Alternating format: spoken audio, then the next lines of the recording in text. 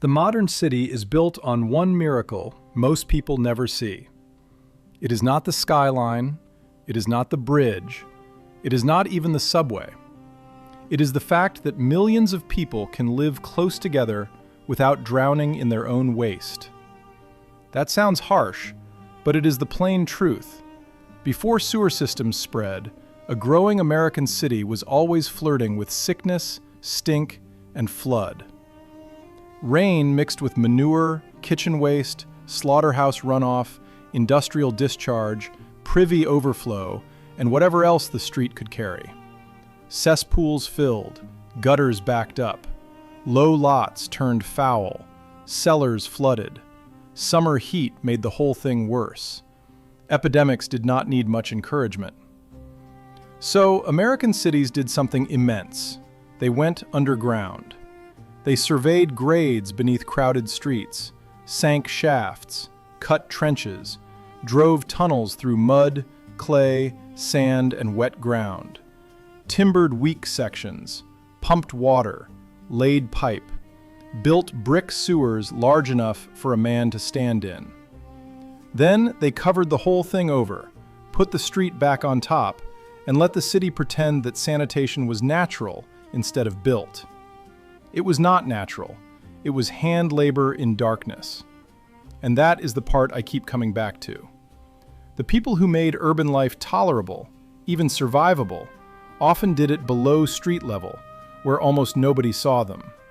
Men digging in foul mud, bricklayers shaping curved tunnels by lamplight, laborers shoveling muck into carts and buckets, pump crews fighting groundwater, foremen reading grade lines because if the fall was wrong, the whole system failed.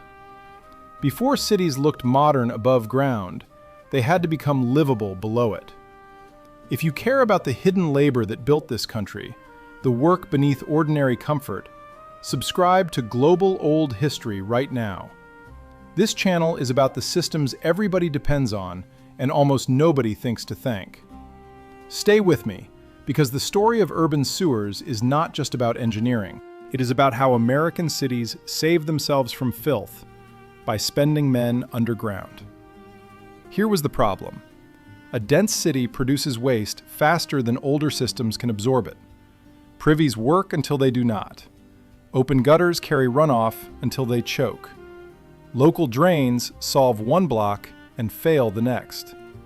The larger a city grows, the more its waste stops being individual and becomes collective. A few households can live with improvised arrangements. Hundreds of thousands cannot. And city growth in the 19th century was explosive. New York, Philadelphia, Boston, Baltimore, Chicago, St. Louis, Cincinnati, New Orleans, and dozens of smaller cities were all trying to become bigger, busier, richer, more industrial, more commercially connected. But density without drainage is punishment. The street becomes a carrier of rot. The cellar becomes a sump. Disease finds standing water and bad disposal habits and thrives in the confusion. Municipal leaders did not agree on everything, but eventually many of them agreed on this: filth had to move. Not metaphorically, physically. It had to be captured, channeled, and carried away in a system with enough slope to flow, enough capacity to survive storms, and enough durability to last under the city's weight. That meant surveyors first. Before a trench was opened, men had to determine grade. This sounds dry until you understand the stakes. A sewer line that is too flat leaves solids behind and becomes its own problem. A line that drops badly can erode, rush, or misconnect. The underground city had to obey gravity as carefully as a canal or flume. Every foot mattered. Every branch mattered.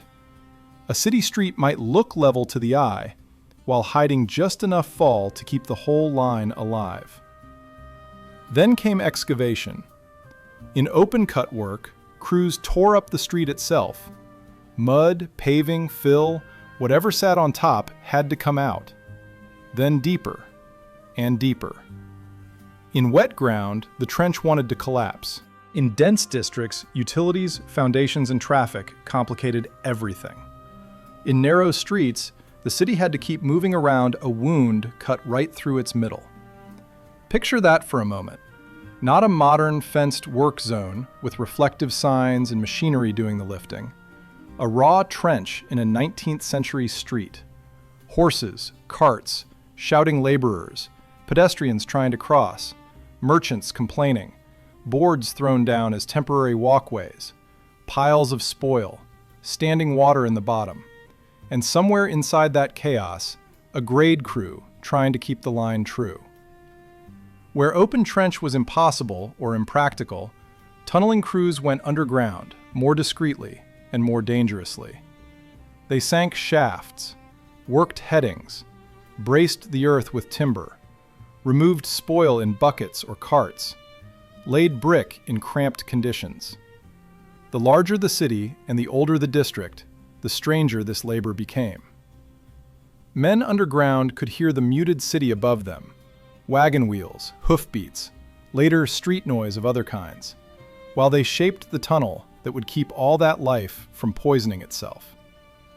This is where brick mattered. Many great 19th century sewers were not just pipelines, they were masonry works. Egg-shaped in some designs because engineers learned that such forms could improve low flow performance while preserving capacity in heavier flow. Circular in others, rectangular in certain culverts and storm channels. Whatever the geometry, bricklayers underground had to follow it carefully. A sewer was not just a hole. It was a structure meant to resist earth pressure, water, movement, and time. And bricklaying in a sewer was not like bricklaying in air. You worked in dampness, bad smells, cramped sections, and mud. Mortar behaved differently. Light was poor. Air could turn bad. Water seeped. The invert, the lower channel, had to be shaped right. The arch had to close right. A misbuilt section could fail under the city. That phrase matters, under the city, because everything above ground kept going. Stores opened, horses passed, streetcars in later years rattled overhead.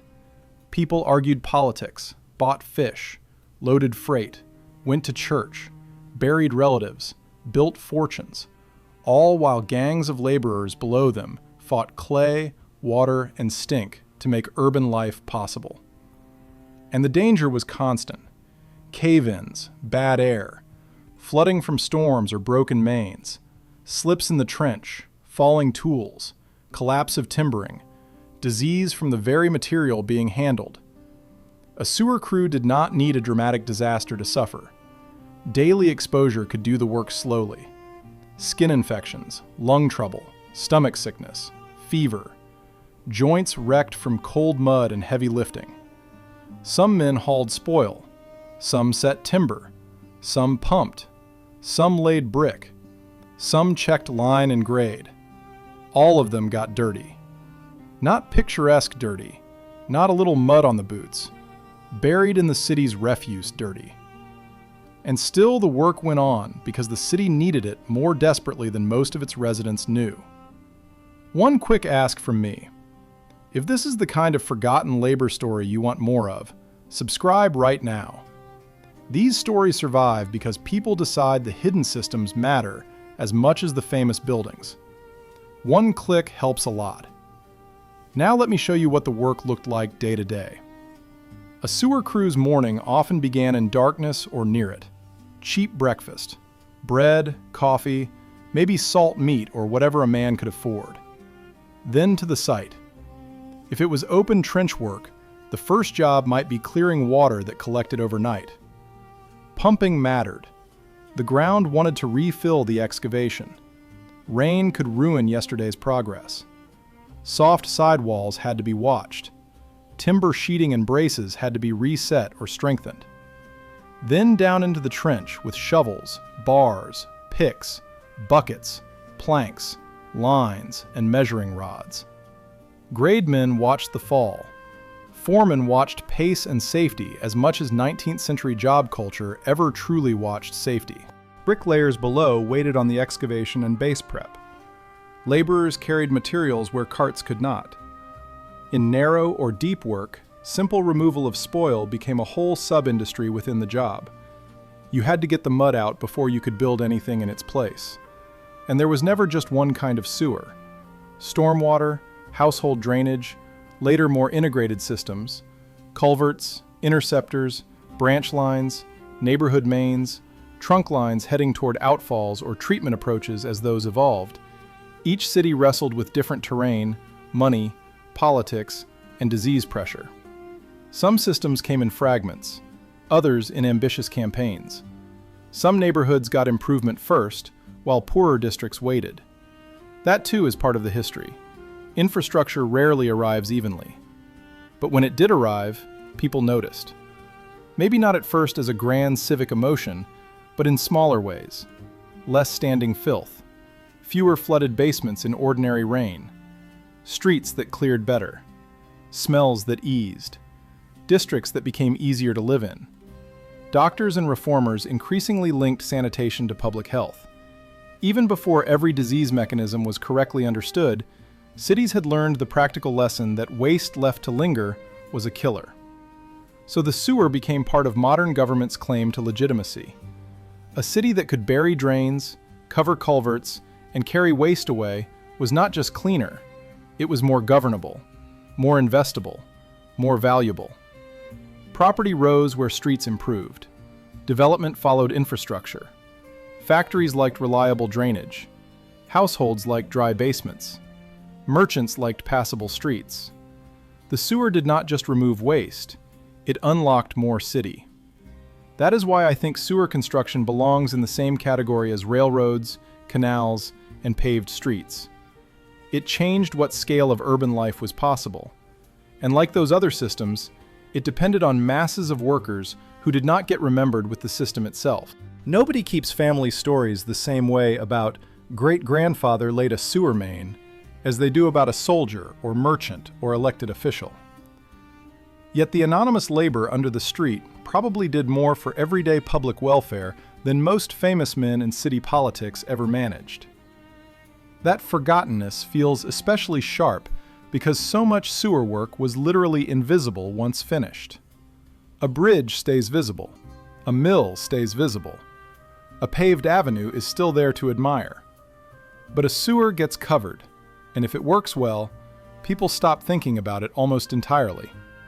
Success makes it disappear. That is a strange fate for essential labor, to be judged by how thoroughly nobody has to think about you again. Of course, the systems evolved. Materials changed, pipe changed, machinery grew more important, public health science advanced. Treatment changed what away really meant. Cities learned, relearned, failed, rebuilt, expanded, and modernized. But the foundational age, the age when vast stretches of urban America first got serious underground drainage and waste systems, belongs to crews working with hand tools, brick, timber, line, grade, and endurance. And those men built more than tunnels. They built confidence. A city that cannot control waste lives nervously. A city that can bury it starts believing in its own future. More housing, bigger factories, denser neighborhoods, markets, institutions, expansion. The underground line becomes part of the psychological foundation of modern urban life, even if nobody standing on the sidewalk is consciously thinking about it. That is why sewer history matters. It is not gross trivia. It is civilization at the municipal level. Here is the image I want to leave you with. A city street in the late 19th century torn open from curb to curb. Piles of wet spoil along the edges. Planks laid for crossings. Horses sidestepping the mess. Shopkeepers irritated but watching. Down below, in the trench or heading, men in work clothes, dark with mud and water. One holds the grade rod, another braces timber, another shovels muck into a waiting bucket. A bricklayer kneels in bad light, setting the curved wall of a tunnel that will disappear forever once the job is finished. Above him, the city goes on with its noise, business, weather, and ambition. Below him, he is building the hidden condition that will let that city survive. That was the sewer. Not glamorous, not visible, but one of the greatest acts of practical mercy American cities ever performed for themselves. If someone in your family worked underground construction, pipe crews, brick crews, drainage, or city works, tell me in the comments. I read every one. I'll see you in the next one.